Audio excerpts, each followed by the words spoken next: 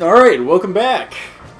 So, I don't know, Derek, if you've ever heard of the Iceberg stuff. I don't think I have. But, so there's these videos online. Well, originally they were images, right? The first one was put on Twitter, and it's like this iceberg, right? And it's a picture of an iceberg, and then it shows, like, you know how, normally when they show an iceberg, and especially when they're talking about the Titanic or something, there'll be like a little piece of ice up top. Like, this is the problem, and then all the other issues. All of it's underneath it, and it like goes down into the depths until it eventually goes like past the iceberg into black water, right? Yes. So what it is it's this image of an iceberg, and it'll be like sky, iceberg, shallow water, deeper water, black water, and it's like the depths. Yeah. And each one will be broken up into those categories, and that will be like how well known and how secretive something is about the topic at hand. Yes, I know about this, yeah. Yeah, so the first one that was like the Mario iceberg, and it was like Mario 64 iceberg. So it starts out with like, you know, N is real, Yoshi can be unlocked after 120 stars, you can unlock Luigi by doing all these million things. It's like the waterfall bullshit. Yeah, like it's a combination of like rumors, actual facts, and like creepypastas and mysteries, and they like fill them all in to be like deeper and deeper as like the more obscure they get. Yeah. So like it starts out being like, did you know that you can collect? Did you know that there's an extra, you know, coin on this level of Mario that you can't actually get to? And then by the end of it, it's just like, the original beta version of Super Mario 64 had an artificial intelligence in it that could create levels, and it's like, what the fuck are you talking about? I love that shit. But I watched the whole Super Mario 64 because it was the first one, and it was so much fun because at the end of it, they're just like, every Super Mario 64 is personalized. Have you ever played Super Mario 64 again after childhood and felt like something wasn't quite right? Or you've never played Super Mario 64 before, and this is your first time playing it, and you just couldn't really get into it? That's because it's not your Super Mario 64. Every Super Mario 64 is personalized. From the minute it's bought off the shelf, the first person who plays it, the artificial intelligence that's still lingering in the cartridge can personalize the game to you slightly, putting enemies in slightly different places, moving coins ever so little to make it perfect for you. And that's why if you ever play someone else's copy of N64, it doesn't feel right to you, and you can't get into it. And I was like, that's why I never liked Super Mario 64. I got someone else's copy because I didn't have it as a kid. That makes so... It's literally just an excuse for people to be like, oh, you didn't like Super Mario 64? That's because it wasn't your fucking copy. That's the only reason you wouldn't like it, because it's a masterpiece. Dumbass. Like, that's literally the argument they're trying to make, and it's just so funny to me. I just... That type of stuff is just like, real guys. Yeah. You love the game that much that you're trying to find a reason why somebody can't hate it. I think it's a combination of that and just like super high level trolling at this point, but I still think it's hilarious. Cause like they talk about it, like there's also like a ghost in the cartridge of this girl who was a former employee who ended up killing herself over the harsh deadlines or something, and like she's fused with the artificial intelligence, and it was supposed to be removed after the beta release, but it still lingers in the main copy, and that's why every copy is personalized. It's so overly fuckingly complicated. I love it. It's like peak meme bullshit. Like what's his name in Zelda, the guy who bends just around. appears. Yeah, it's literally that, but like for Super Mario 64 and involving an artificial intelligence. There's more than one of those, by the way, in Ocarina of Time, which I learned from the Ocarina of Time fucking iceberg.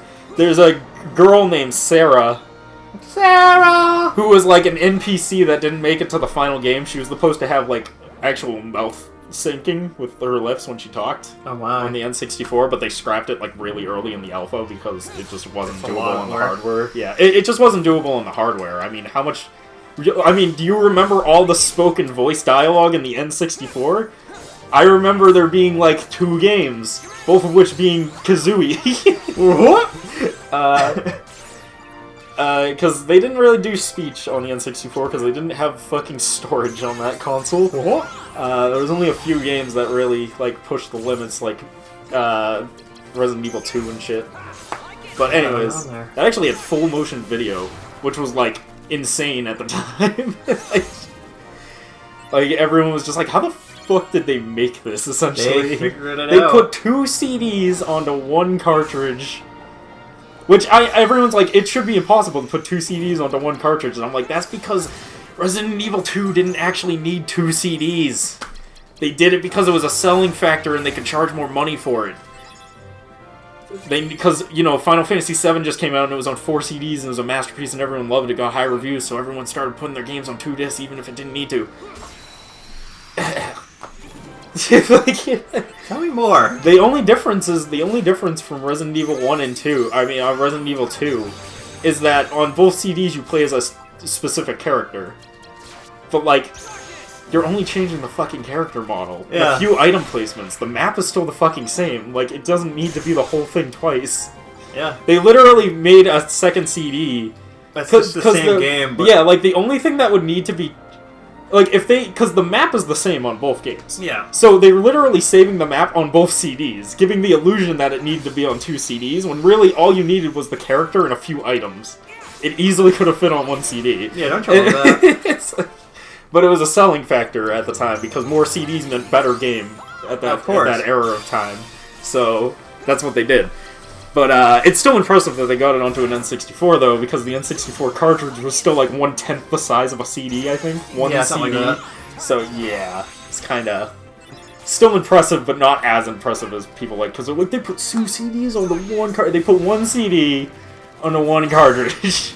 I mean, it's still impressive, it's not that crazy, guys. They did 2, guys.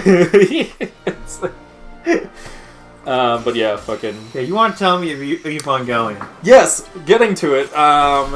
The Iceberg for Evangelion that I watched, because I've been on a fucking crusade to watch every fucking Iceberg ever, apparently.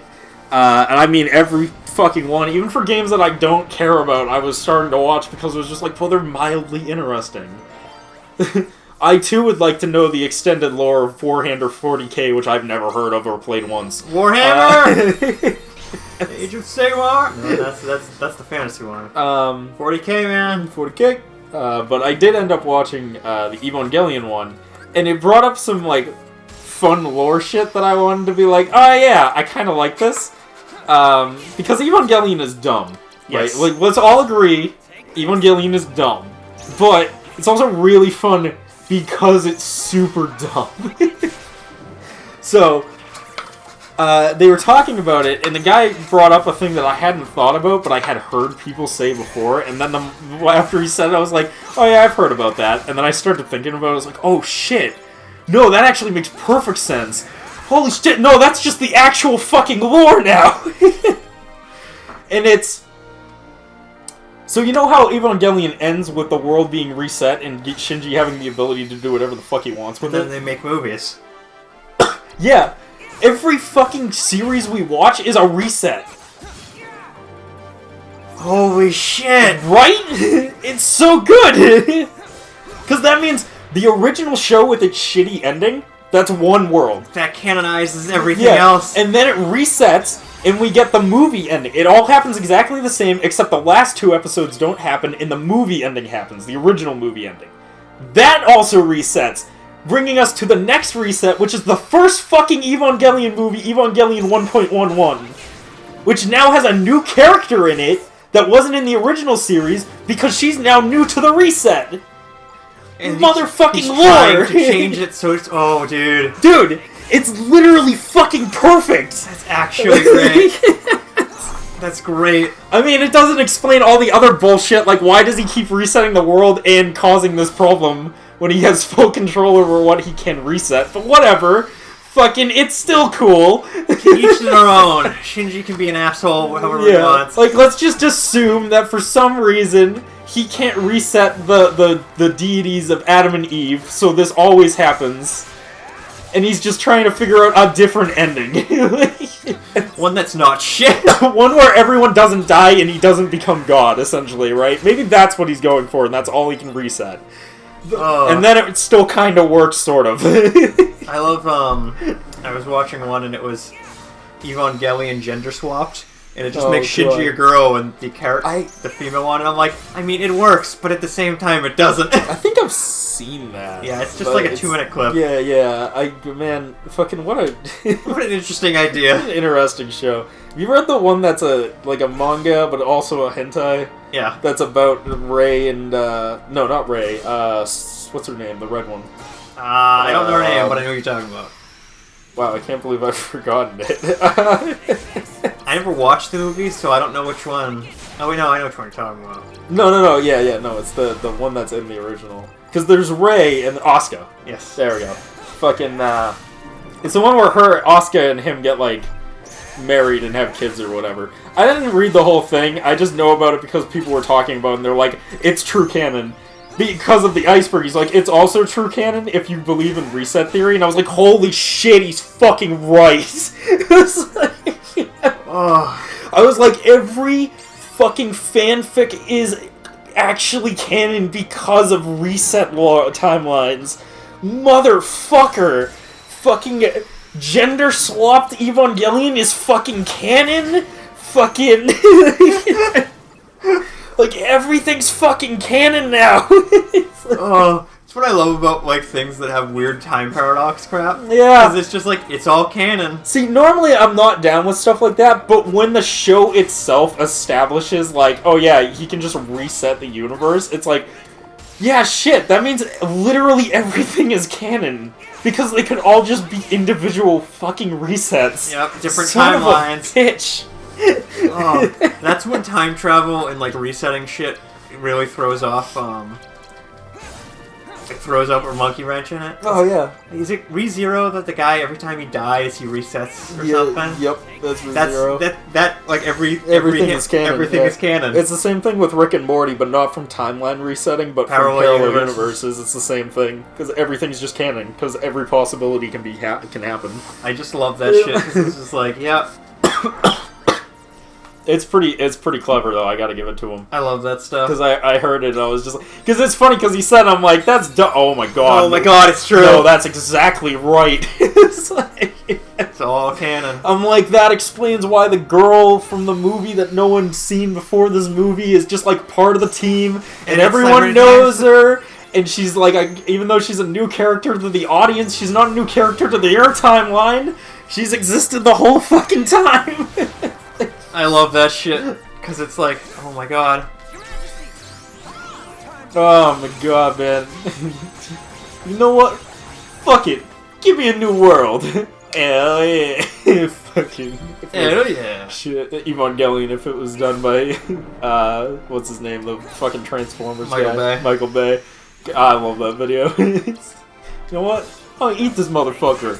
Yeah, this is fucking gross, but I'm gonna fucking eat it because I said I was. Michael Bay, man. Oh, man. Dude's a weirdo. But man, does he know how to make fucking money. Put explosions in it. People like to see explosions. I forget who it was, but they were doing like an interview with him, and they were like, they say your movies aren't that, you know, thought-provoking and all this other stuff. He's like, they don't need to be. They just need to make money. He's like, I know what people want to see. They want to see shit get blown up. And I'm like, this dude fucking gets it. He's like, I have mad respect for that, man. He's like, they don't care about how good it is. He's like, they just want to see shit blow up and watch some fun, cool shit. And I'm like, I gotta respect it. Like, he knows his audience. Like, Michael Bay is one of those. He's one of those directors that's like, you turn your brain off when you watch a Michael Bay film. He did a commercial back before he was doing movies. He did a commercial that was like actually like well directed and thought out and like thought provoking. And like the only reason I know about this is because the Nostalgia Critic watched it in one of his like he talked about commercial ones, and he's just like, this motherfucking thing was made by Michael Bay, Michael Explosion Titty Bay. Yes. I mean, he gets his audience. And it's like, it's because he knows what he's doing. It's like, he could make a nice, deep, thought-provoking movie, but like, he could also like work half as hard, make something stupid, and make more money. Yeah, but why? So like, why not? Yeah, it's like, people don't get, why spend extra effort trying to make a masterpiece when you can Just make a giant explosion. I think it was, I forget which dude it was, but one of the dudes who worked on Jaws, I think it was 4, like one of the bad ones, right? Jaws 3 or 4. And they were like, blah, blah, blah. He's like, they were talking about how the movie wasn't very good, and he was like, do you remember this scene from the movie? And the guy's just like, I remember the house it bought me. And I'm like, damn. I'm like, yeah, you gotta respect it. Like, dude knew what was up. Yeah, I mean, you don't get He's like, he didn't care if it was bad. He got fucking paid for it. Yeah, it's a movie, guys. They don't care about it. It's money. Most of the time, sequels are money grabs, guys. Oh, hell yeah. People don't seem to get that, though.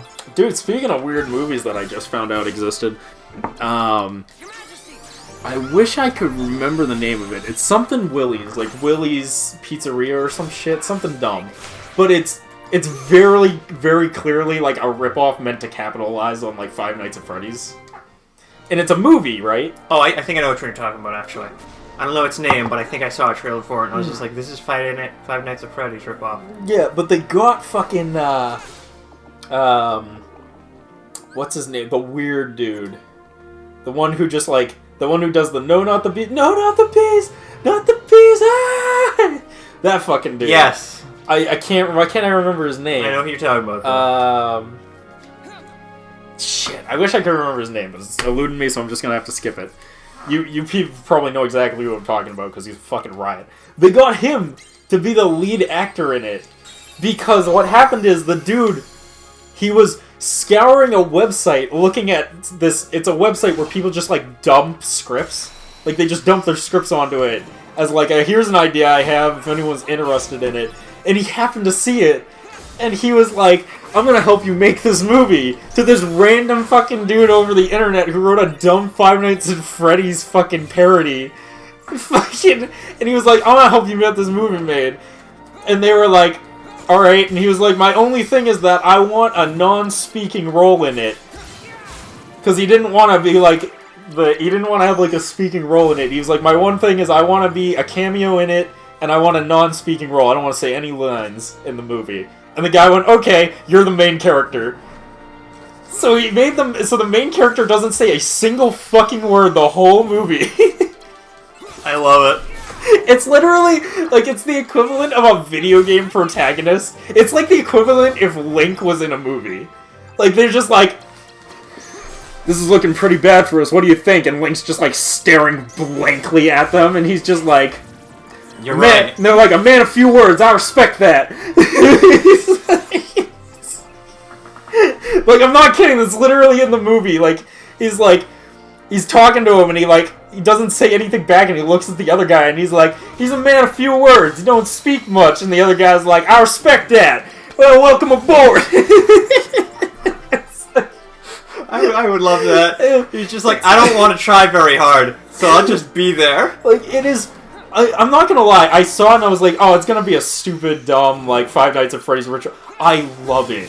It's like my favorite movie that's come out of this movie. You gotta tell me. It's like Willy something, but I gotta look it up because it's fucking awesome. Because, you know, Five Nights at Freddy's, the robots come, they try and kill you, he's probably trying to keep himself alive and, like, be... No. He's hired to clean up the place. And he's like a sacrifice for the robots. Because they I've seen the trailer. Yeah. I've seen the trailer. So what he does is he cleans the whole time, and they're like threatening to like kill him, or they're like moving, and he'll like look and see it, and then he'll just go back to cleaning without saying anything about it. And then when they try and attack him, instead of running away, he just goes fucking Rambo on them and starts killing them. So when they finally start attacking him, he's just murdering the fucking murder robots with his bare hands and, like, broomsticks. That's actually great. And then every time he kills one, every time he cleans one, he cleans up the mess they created, throws them in the trash, cleans up the area, changes his shirt to a new shirt, and then goes and then his watch will beep, and he'll get his break. And every time he gets his break, he actually takes his break regardless of how bad the situation is. So there's one where he runs into the girl, and he's got, like, a girl he's trying to protect at this point, and she's like about to fight the robot, and his watch beeps, and he literally just hands her the weapons and walks away and goes play pinball. I want to watch this now. It's great. Fucking amazing. It's the greatest fucking movie I've ever seen. I was talking to a friend of mine not too long ago because I was like, man, I miss good comedy horror. And he's like, what do you mean? I'm like, I miss movies that are like spooky, like unsettling. You know what I mean? Like it's unsettling, but it's not really like, I'm scared of this. It's like, this is kind of creepy and weird, but it's also fucking hilarious. You know, Ash versus the Evil Dead kind of shit. Yeah. Fucking like it's spooky, but it's spooky, but it's also fucking hilarious. Like there's one where he loses control of his hand and is like trying to kill him, and he like cuts off his own hand, and he's like his hand is trying to kill him. So it's literally like he's dying and he's in a really tense situation, but it's literally him fighting with his own fucking hand, rolling around the floor and shit. I actually love that scene. He finally slams his hand onto the ground and he's like, give me back my hand! And he cuts his fucking hand off! And it's fucking awesome! I do love that. Well, I was just recently talking to a friend of mine about it. I'm like, man, I miss horror movies like that. The fucking, like, ridiculously funny, over-the-top dumb shit.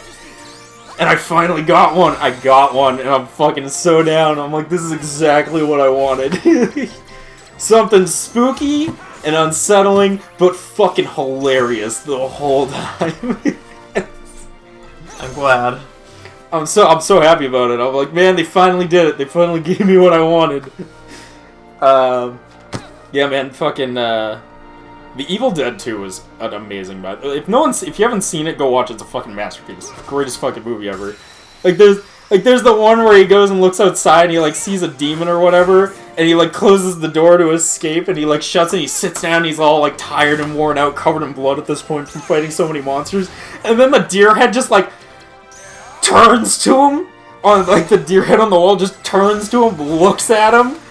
I think it says something like you're going insane or whatever, and then just starts maniacally laughing, and then all the furniture around him starts laughing, and then he sees it, and then he just starts laughing like a crazy person. And, like, I think I've seen that one. I'm like, man, this movie's fucking awesome. There's one where he's being chased by a ghost, and he literally runs through the sound stage for filming, and they leave it in the movie. It's like it's so fucking it makes good. Sense if he's losing his mind. Yeah, like it's so fucking good. And I was talking, and they have the Necronomicon, which is what summoned the demons, but they also have this like spirit dagger that they never explain and never bring up until the last 5 fucking minutes of the movie. So I remember that. So like he goes, there's literally like a flashback of him taking the Necronomicon and the dagger, and they never bring up the dagger. And it's the dagger is like what they use to destroy the Necronomicon, right? Yeah, I believe so. It's been a while since I've seen it. They use it to defeat something at the end of the movie. I know that. I think he stabs the Necronomicon with the dagger, but I might be wrong. Yeah, I can't remember. You're probably right. That seems accurate. But, like, it's just so funny to me where it's just, like, they spend this whole... Like, it's just sitting there on a shelf, like, right in front of the Necronomicon. They just never bring it up. And then he steals it, or someone steals it from the past. I think it was his uncle, actually, steals it from the past, and that's why it's in the cabin. And they, like, still don't bring it up. Or explain what it is, or what it does, or why he was taking it in the first place. Yeah, it's just one of those things. It's just like, this is just too silly. I love it. It's so good. And I watched it with a bunch of friends of mine. We were just making jokes the whole time. But there's like, he goes there with a girl, and the girl dies, and then another girl shows up, and he like leaves her alive, and he ends up leaving with her. And as they're leaving, I just make the joke where I'm just like, you know, if anyone asks, your name is it's like, and you were with me the whole time. It's like, the only reason I left you alive is because if I went back home without the girl, people would have got suspicious.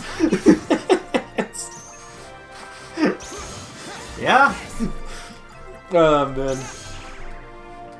And then the third movie is the one with the Economist. This is my boomstick! This is my boomstick!